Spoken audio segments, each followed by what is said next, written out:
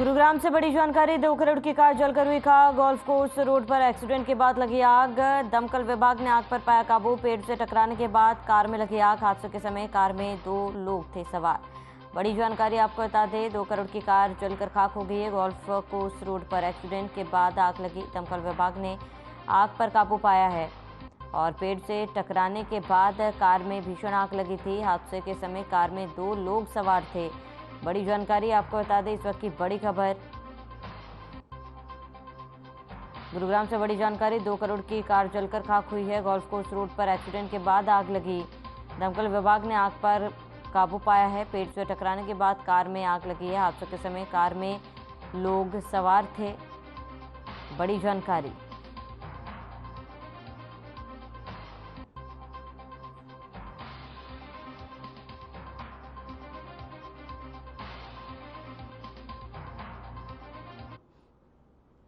तो 2 करोड़ की कार में अचानक आग लग गई।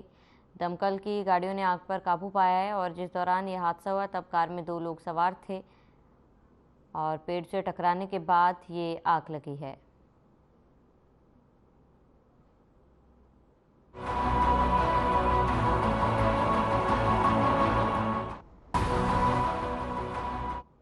फरीदाबाद से बड़ी जानकारी। द केरला स्टोरी फिल्म हुई टैक्स फ्री। मुख्यमंत्री ने द केरला स्टोरी को किया टैक्स फ्री। लोगों ने टैक्स फ्री करने पर जताया सीएम का आभार। हरियाणा के मुख्यमंत्री ने लिया ऐतिहासिक फैसला। बड़ी जानकारी आपको बता दें, इस वक्त की बड़ी खबर है जानकारी, जहां द केरला स्टोरी फिल्म हुई टैक्स फ्री। मुख्यमंत्री ने द केरला स्टोरी को किया टैक्स फ्री। लोगों ने टैक्स फ्री करने पर सीएम का आभार जताया है।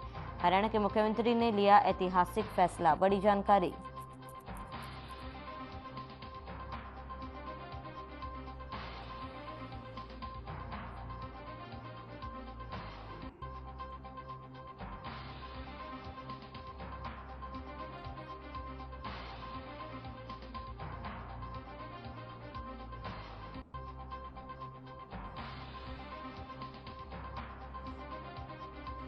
तो मुख्यमंत्री ने द केरला स्टोरी को टैक्स फ्री किया है।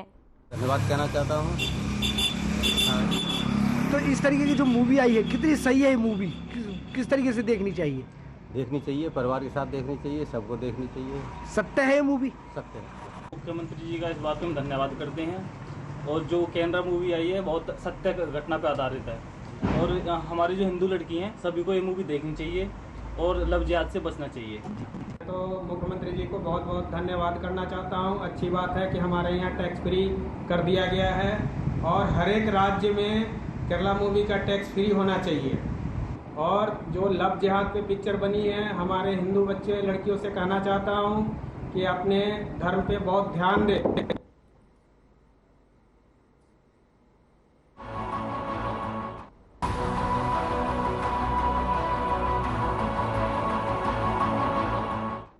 एसपी अर्पित जैन के सख्त निर्देश पर अपराधियों और अपराधियों पर पूरी तरह से लगाम लगाने के लिए सप्ताह में कम से कम 3 बार जिले का सीलिंग प्लान किया गया है। इसके साथ ही जर्जर जिले की पुलिस चौकियों और थानों में बल्कि जर्जर की सड़कों पर दिखेगी अपराध पर अंकुश और अपराधियों की धरपकड़ के लिए आदेश जिले के पुलिस कप्तान अर्पित जैन ने दिए हैं। एसपी का कहना है कि एक पुरानी कहावत है कि पुलिस इज पब्लिक और पब्लिक इज पुलिस। इसी पर जर्जर पुलिस काम कर रही है और आमजन से भी पुलिस सहयोग की अपेक्षा करती है।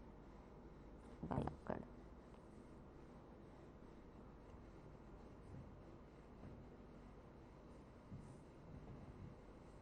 देखिए, हमने जो शाम को पुलिस प्रेजेंस को बढ़ाया है, जिसमें कि पुलिस की पैदल गश्त, नाके और सिविल वर्दी में भी पुलिस को लगाया गया है और ये समय हम परिवर्तित करते रहते हैं, कभी 7 से रात को 11 बजे तक, कभी 6 से रात को 12 बजे तक। और उसमें हमारा प्रयास रहता है कि पुलिस पूरे ज़िले में, हर गली में, मोहल्ले में, बाज़ारों में, इंडस्ट्रियल एरिया है वहाँ पे, रेजिडेंशियल सोसाइटी वहाँ पे ज़्यादा से ज़्यादा पुलिस प्रेजेंस हो। तो निश्चित रूप से इसका एक सकारात्मक प्रभाव दिख रहा है क्राइम प्रिवेंशन में भी और जो लोग हैं उनकी संतुष्टि के स्तर पर भी।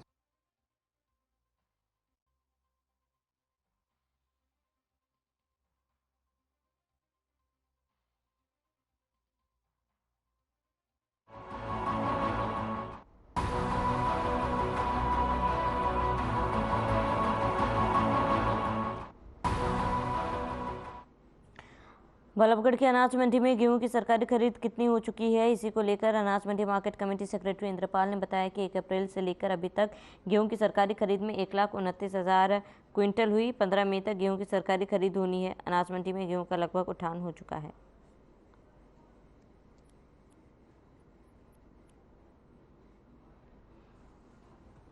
जी देखिए, हमारे यहाँ गेहूं की जो सरकारी खरीद शुरुआत हुई थी 1 तारीख से, उसके अब तक लगभग 1,29,000 के करीब खरीद हो चुकी है। जो खरीद होनी है वो तो 15 मई तक चालू है, सरकारी खरीद जो गेहूं की है, और जो भी किसान आता है तो उसकी खरीदी जाएगी। और कितनी उम्मीद लगाए बैठे कितने किसान तक आ जाएंगे? भाई इस बारे में तो कुछ ज़्यादा नहीं कह सकते कि उम्मीद कितने तक की, लेकिन जो भी किसान 15 मई तक लेके अपने गेहूँ की फसल आएगा उसको सरकारी रेट में खरीदा जाएगा।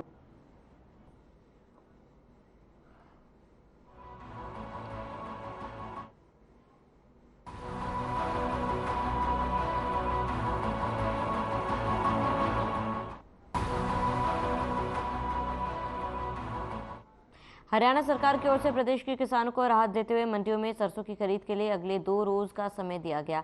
सरकार के इस फैसले के बाद किसानों के चेहरों पर खुशी देखने को मिली और उनके चेहरे दमक उठे। काफी किसान गुरुवार को अपनी सरसों की फसल को ट्रैक्टर ट्रॉलियों में भरकर झज्जर अनाज मंडी पहुंचे। यहाँ किसानों ने सरकार के फैसले को सराहते हुए कहा, सरकार का सही समय पर लिया गया उचित फैसला है। बाजार में किसान को उसकी सरसों का कम भाव मिल रहा था, लेकिन अब सरकार ने जो फैसला लिया है उससे किसान को कम से कम 600 रुपये प्रति क्विंटल का फायदा होगा। किसानों का ये भी कहना था कि जो किसान अपनी सरसों की फसल को समय पर लाने से वांछित रह गए थे, उन्हें इस फसल से काफी राहत मिलेगी।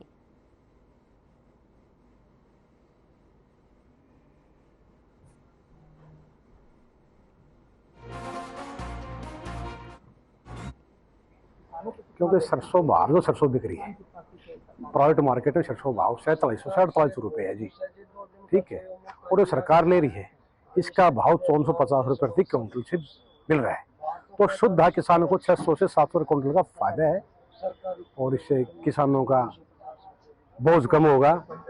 सरसों ये तो 50 से क्विंटल है ट्रैक्टर समेत, ये इसकी तुलाई होने के बाद पता चलेगा ये कितनी है। 2 दिन की जो बढ़ाई गई है कहीं ना कहीं किसानों को फायदा मिलेगा, बहुत ज्यादा फायदा मिलेगा। इससे किसानों को 30% से 100 बीघा में बाकी पड़ी है लोगों को। फायदा तो जी मिलेगा। वैसे मंदी बिक रही थी सरसों, अब पूरा रेट में बिकेगी, फायदा तो है। कोई 4500 ले रहा था, कोई 4600, अब 5500 बिकेगी। किसानों को तो फायदा तो है, मौका मिला है सरकार की तरफ से।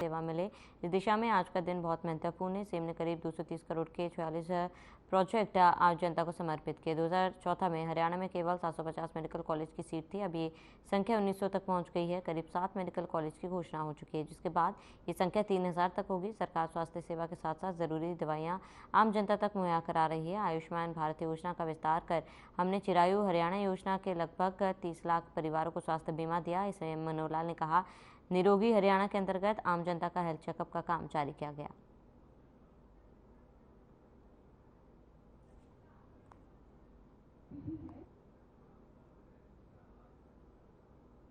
दिन के नाम से जाना जाएगा, जिस दिन मुख्यमंत्री जी यहाँ से बटन दबाकर हरियाणा के 17 जिलों में स्वास्थ्य सेवाओं का उद्घाटन करने जा रहे हैं। हमारी सरकार मित्रों हर क्षेत्र में सुधार लाना चाहती है और कर रही है काम, और स्वास्थ्य के क्षेत्र में भी हमारी सरकार अभूतपूर्व काम कर रही है, जिसका उदाहरण ये आपके सामने खड़ा सिविल अस्पताल है।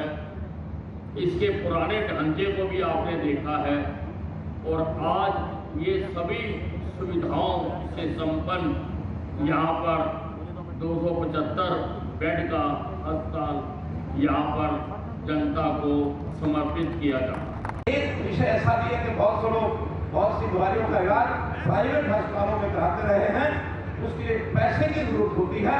तो प्रधानमंत्री जी ने उसके लिए जो आयुष्मान जो योजना बनाई है, इस आयुष्मान की योजना, उस कार्ड के माध्यम से हर गरीब परिवार को 5 लाख रुपए का बीमा, स्वास्थ्य बीमा ये कराया गया है।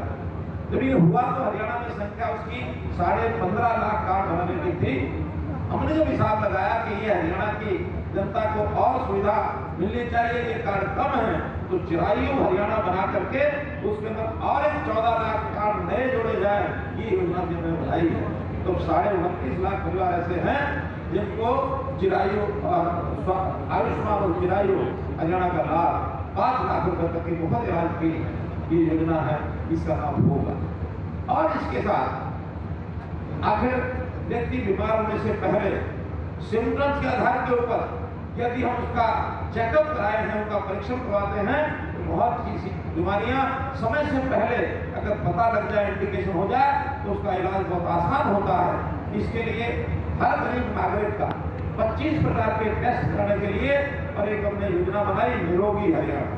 उस निरोगी हरियाणा में भी हर एक सरकारी अस्पताल में ऐसे सब गरीब परिवारों का 25 प्रकार का टेस्ट फ्री होता है। अभी तक लगभग 2 लाख लोगों का और ये टेस्ट हो चुका है। मैं ये भी बताना चाहूँगा कि ये टेस्ट इसको और गति को तेज करना है, तो जो प्राइवेट लैब्स हैं हम उनके साथ भी कुछ समझौता करके तो एक रेट तय करके वहाँ भी ये लोग अपना स्वास्थ्य जांच करा सकें, ऐसी हमारी आगे की योजना है। क्योंकि इनकी संख्या भी लगभग 1.25 करोड़ जनसंख्या है, जिसको हम अगले 2 साल के अंदर पूरा करेंगे। इसके लिए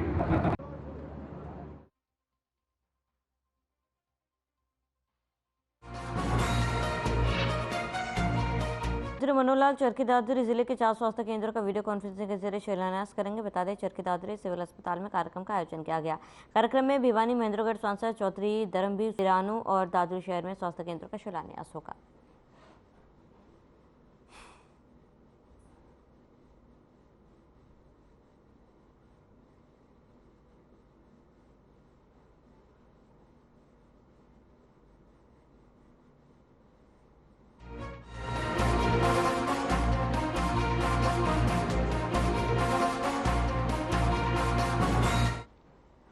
मुख्यमंत्री मनोहर लाल ने राष्ट्रीय तकनीकी दिवस की शुभकामनाएं दी। सीएम ने अपने ट्वीट में लिखा कि भारत अपने उन सभी महान वैज्ञानिकों का सदैव ऋणी रहेगा जिन्हें 1998 में आज के दिन पोखरण में परमाणु परीक्षण कर विश्व को अपनी परमाणु शक्ति का परिचय दिया था। आप सभी को नेशनल टेक्नोलॉजी डे की हार्दिक शुभकामनाएं। तत्कालीन प्रधानमंत्री भारत रत्न अटल बिहारी वाजपेयी जी के नेतृत्व में हुए इस ऐतिहासिक कार्य ने भारतीयों के मनोबल को और सुदृढ़ किया। यह अवसर है कि अपनी सभी राजनीतिक उपलब्धियों पर गर्व करने का और युवाओं को उनके बारे में बताने का।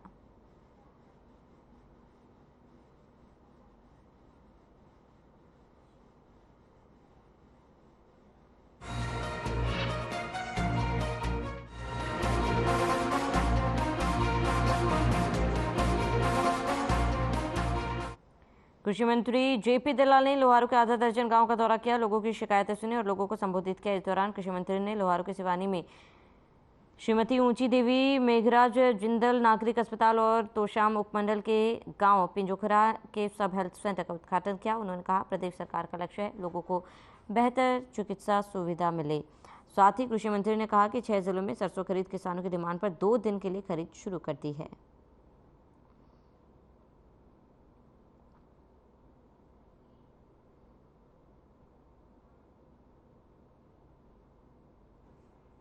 बार सरसों की अच्छी खरीद हुई है और हम लगभग 1,500 करोड़ रुपए से ज़्यादा की पेमेंट भी कर चुके हैं जो किसानों की एमएसपी पे खरीद हुई। लेकिन अब कुछ किसानों की शिकायत आई थी कि वो वंचित रह गए, अपनी फसल मंडी में नहीं लेके आए, तो उनको देखते हुए 2 दिन के लिए फिर से खरीद शुरू की है। सब किसान भाइयों से प्रार्थना है कि इन 2 दिनों में अपनी जो भी सरसों है वो मंडी में ले आएँ और साफ़ सुथरी हो। सूखी तो वैसे ही है, अभी तुरंत खरीद करके उसको जो सरकारी रेट है उससे उनकी पेमेंट करेंगे।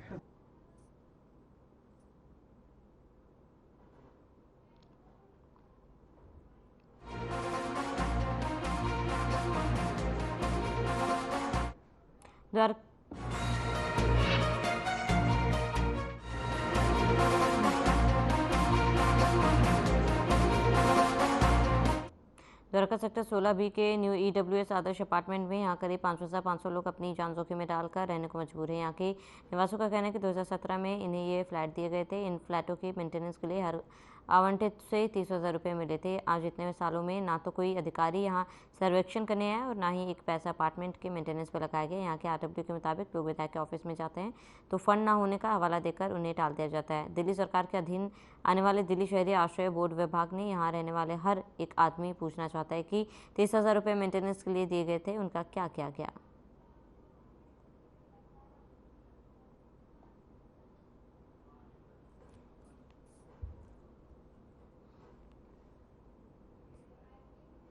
आपने देखी होगी किस तरह से जर्जर हो रहे हैं फ्लैट, और यहाँ पर ये नहीं पता चल पा रहा है कि हम कल सुबह ज़िंदगी हम देख पाएंगे कि नहीं देख पाएंगे, क्योंकि यहाँ जो बच्चे और जो परिवार रहते हैं ये हर दिन डर डर के सो रहे हैं कि सुबह की सुबह हमारे साथ क्या होगा। अभी हाल फिलहाल में 2-3 हादसे हो चुके हैं कि किचन में एक लेडी काम कर रही है, उसने खाना बना रही है तो एक पत्थर गिरा तेल में और उसका हाथ जल गया। ऐसे एक लेडी के सर पे चोट लगी, वो हॉस्पिटलाइज हो गई। तो ये अभी छोटी मोटी घटनाएं हो रही हैं, प्रशासन इस पर ध्यान नहीं दे रहा है। 4-5 साल से रह रहे हैं, लगातार प्रशासन को कंप्लेंट कर रहे हैं, इन पर कोई सुनवाई नहीं हो रही है।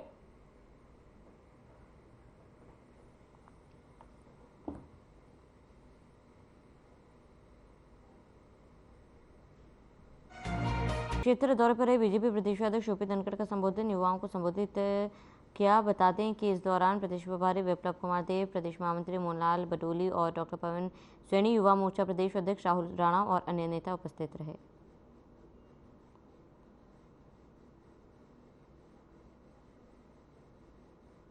सौंधी सुगंध है, यही पार्टी है जिसके आने के बाद गीता का महोत्सव विश्व स्तर का होने लगा है। बहुत वर्षों तक आप सब भी यही के बासिंदे।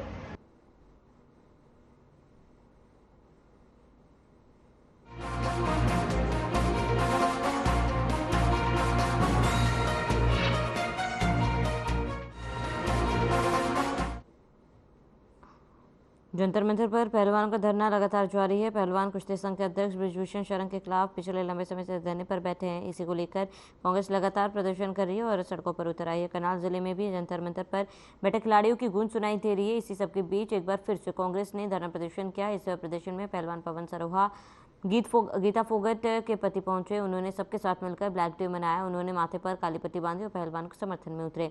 कहा कि हमारी बस एक ही मांग है कि कुश्ती संघ के अध्यक्ष बृजभूषण शरण सिंह को जल्द से जल्द गिरफ्तार किया जाए और उन्हें पद से हटाया जाए। इस दौरान उन्होंने खली के बयान पर भी निशाना साधा और कहा कि वो इतने बड़े खिलाड़ी हैं, ये दुर्भाग्य की बात है कि ऐसी बात कर रहे हैं, बल्कि उन्हें तो खिलाड़ियों के समर्थन में आकर बात करनी चाहिए।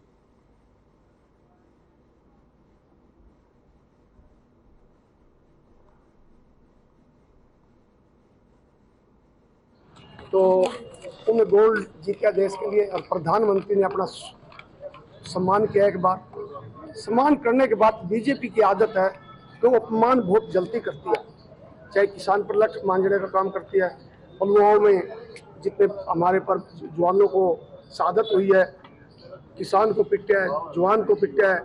इस प्रकार की जो बीजेपी की जो नीति है, जो मोदी जी है, ये 40 साल कहता है कि मैंने कुछ टाइम चाय बेची, उसके बाद मैंने भीख मांगी, तो 40 साल तो भीख मांगने में निकल गए, तो बचा क्या?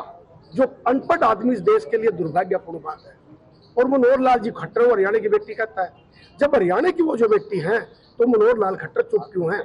जब वो खुले कहता है बृजभूषण तो हरियाणा के लोग हैं, हम हरियाणा के लोग नहीं हैं। विशेष जाति की बात करता है, विशेष जाति का कोई प्रधानमंत्री भी है, देश का राष्ट्र मुख्यमंत्री भी है।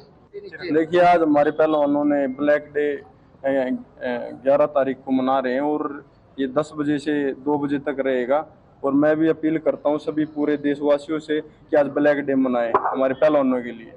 देखिए, एक उम्मीद के साथ वहाँ बैठे हैं और अभी सरकार कुछ नहीं कर रही है, तो जब तक पूरे देश में जागरूकता नहीं आएगी तो तब तक मुझे नहीं लगता कुछ होगा। तो हमें एकजुट होना पड़ेगा और हमारे पहलवानों को, सभी को, जो महिला पहलवानों के साथ शोषण हो रहा है, तो उनके समर्थन में उतरे सभी।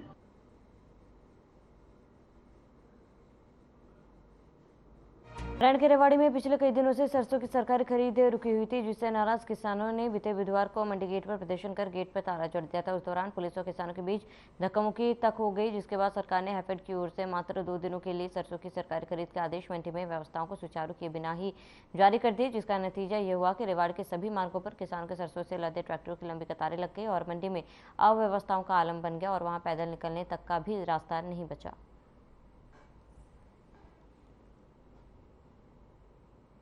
बात मान ली और ये आवक अनाज मंडी में बनी है, तो मैं सबसे पहले समय सिंह को, किसान यूनियन रेवाड़ी को धन्यवाद दूंगा। उसके बाद मैं सरकार को धन्यवाद दूंगा, जो ये आवाज़ से गलत तरीके से पहुंची, सरकार ने आवाज़ सुनी और इससे अरबों रुपए का किसानों का फायदा हुआ है।